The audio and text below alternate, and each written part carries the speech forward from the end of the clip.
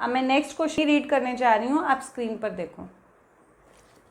Om and Shiv are partners in a firm sharing profit equally. आपको ratio equal दी हुई है, बैलेंस शीट गिवन है, डेटर्स दिए हैं 1,50,000 का, less provision for doubtful debts 15,000, 1,35,000 total आपको बैलेंस दिया है।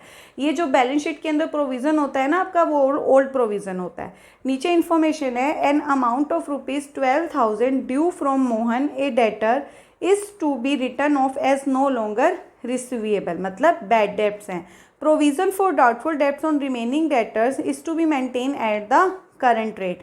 What amount of provision for doubtful debts should be credited to maintain its current rate? आपको provision for doubtful debts का अमाउंट बताना है जितना आपका अब करंट रेट से बनकर आएगा। अब देखो ये बहुत इंपॉर्टेंट क्वेश्चन है, बहुत अच्छा क्वेश्चन दिया हुआ, आपका एग्जाम में भी आ सकता है ऐसे। आपको देखो डेटर्स दिए थे 1,50,000 बुक्स के अंदर और आपको प्रोविज़न लेस करके दिया हुआ था 15,000। जो बैलेंस शीट के अंदर प्रोविज़न होता है ये मेरा कौन सा प्रोविज़न होता है? ओल्ड प्रोविज़न होता है।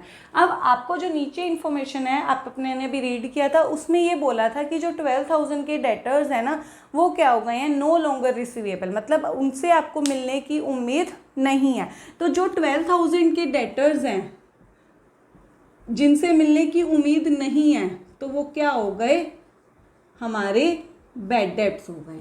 और आपको जो नया प्रोविज़न बनाना है वो करंट रेट से बनाना है। करंट रेट का मतलब है जितना यहाँ पर जिस रेट से बना हुआ है उसी रेट से आपको नया भी सेम रेट से बनाना है। तो इसका मतलब पहले हमें ये पता होना चाहिए कि ये 15,000 कैसे आया होगा, ये इसके ऊपर बना होगा। क्लियर? अब देखो बिल्कुल सिंपल सी चीज़ है, कैसे बना होगा?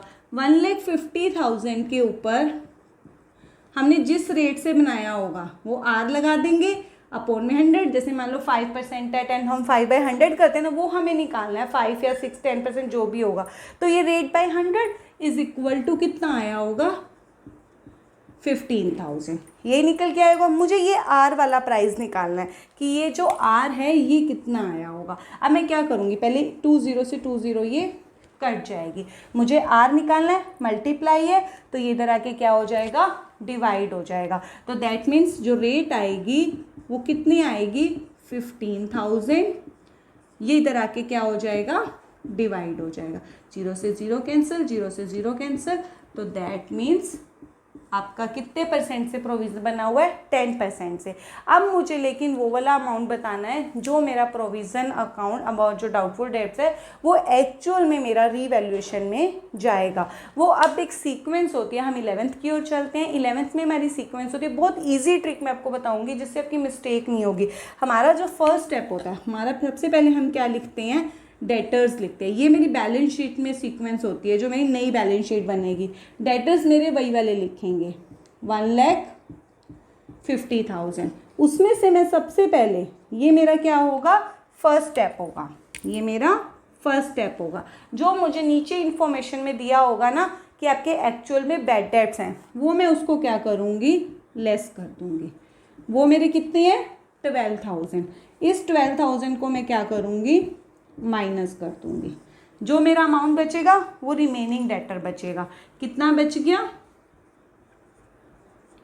1,38,000 जो बैलेंस बचा। अब इसके ऊपर मुझे करंट रेट से ही प्रोविज़न बनाना है जो मेरा ऊपर बना हुआ था। कितना आ गया?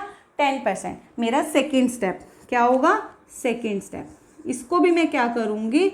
लेस करूँगी। क्या? New provision. इसके ऊपर 10%, इसके ऊपर जब मैं 10% बनाऊंगी तो वो कितना बनेगा? 13,800। समझ आ गया? 13,000। ये जो माइनस करके बैलेंस आएगा ये मेरा जो जाएगा बैलेंस शीट में, ये मेरे एक्चुअल डेटर बचेंगे जिनसे मेरे पास पैसा आएगा। अब जो भी आपने सीक्वेंस, जब भी कोई डेटर प्रोविजन वाला क्वेश्चन आएगा आप ऐसे रफ वर्क में, मैंने तो देखो पूरा अच्छे से लिखा है लेकिन आप क्या करोगे? रफ में D for debtors less bad debts less provision ऐसे कर लोगे।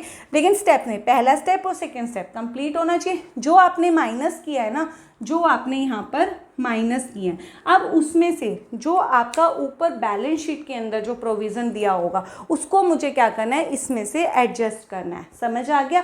अब जो फर्स्ट स्टेप है उसमें जाके मैं क्या करूँगी? ये 15,000 है, इसमें से ये कितना मेरा 12,000 है, मुझे इसको क्या करना है? 0 करना है। मेरा 15,000 है, इसमें से अगर मैं 15,000 को कवर, देखो 15,000 है, 15,000 में से 12,000 निकल पा रहे हैं ना, निकल पा रहे हैं। तो 15,000 में से 12,000 मेरे क्या हो रहे हैं, निकल पा रहे हैं। तो मैं 12 और 3 का पेयर बना लूँगी। क्लियर। इसमें से 12,000 को मैं क्या करूँगी, प्लस कर दूँगी ये वाले, ये मेरा 0 हो जाएगा। 12 से 12 कैंसिल, ये मेरा पूरा कवर अप हो रहा है। क्लियर। 15,000 में से 12,000 तो मेरे बैड डेट्स कवर, क्योंकि ये मैंने पहले बनाया हुआ था कि मुझे डाउट था कि इतने मेरे डेटर्स क्या हो सकते हैं, कम आ सकते हैं पैसे। तो मैंने क्या किया, जितना पहले आपने सीक्वेंस करनी है, जो आपका बैड डेट्स है एक्चुअल में वो माइनस करो, न्यू प्रोविजन माइनस करो, माइनस करके जो ऊपर वाला अमाउंट है 15,000 उसको मैं प्लस करूँगी। अगर ये मेरा पूरा 15,000 में से पूरा प्लस हो पा रहा है तो उसको कवर अप कर देती हूँ। ठीक है। अब कितने बचे, 3,000 बचा। नीचे वाले में मैं क्या करूँगी, 3,000 प्लस करूँगी। समझ आ गया। अब माइनस का 13,800 है, उसमें से 3,000 प्रोविज़न मेरा क्या हो रहा है, कवर अप हो पा रहा है। तो अब मेरा क्या हुआ, अब मैं रफली में करके दिखाती हूँ। ये तो मेरा क्रॉस हो गया, कैंसिल हो गया। जो माइनस का 13,800 था ये मेरा new provision for doubtful debt था, उसमें मैं प्लस 3,000 क्या कर दूंगी, जो मेरा ऊपर कवर अप हो पा रहा है। तो अब मेरा क्या बचा, नेगेटिव में बचा। जब नेगेटिव में बचेगा तो दैट मीन्स आपका प्रोविज़न रीवैल्यूएशन में डेबिट में आएगा, क्योंकि नेगेटिव में बच रहा है मुझे। जब नेगेटिव बचता है तो वो क्या होता है, आपका लॉस होता है। इन केस अगर ये प्लस में बच जाता तो ये प्रॉफिट हो जाता, रीवैल्यूएशन में क्रेडिट हो जाता। तो दैट मीन्स आपका जो नया प्रोविज़न बनेगा, यही मुझे अमाउंट निकालना था। कितना प्रोविज़न की नीड है मुझे, 10,800। ये मेरा रीवैल्यूएशन के डेबिट में जाएगा। अगर मुझे एंट्री भी पास करनी पड़े तो मेरी एंट्री जो बनेगी, revaluation account debit to provision for doubtful है। मैं पूरी कंप्लीट नहीं करी, मैंने सिर्फ आपको एक्सप्लेन कर दिया कि अगर एंट्री बनानी भी पड़ जाए तो कितना अमाउंट आएगा, 10,800। इससे ज़्यादा इजी ट्रिक नहीं हो सकती। सबसे इजी वे है इस क्वेश्चन को करने का, पहले आप अपना स्टेप्स करो, स्टेप को माइनस करो। जो मेरा ऊपर वाला माइनस है उसको मुझे क्या करना है, प्लस करना है, उसको कवर अप करना है दोनों में से। ये तो 0 बच गया, नीचे वाले में मेरा जो बैलेंस बच गया वो प्लस करा। अगर नेगेटिव में बच रहा है तो वो लॉस है, वो रीवैल्यूएशन में डेबिट में। अगर पॉजिटिव में बच जाता है तो वो रीवैल्यूएशन के क्रेडिट में। ये मेरा क्वेश्चन की इंपॉर्टेंट क्वेश्चन था, यहाँ पर डन होता है।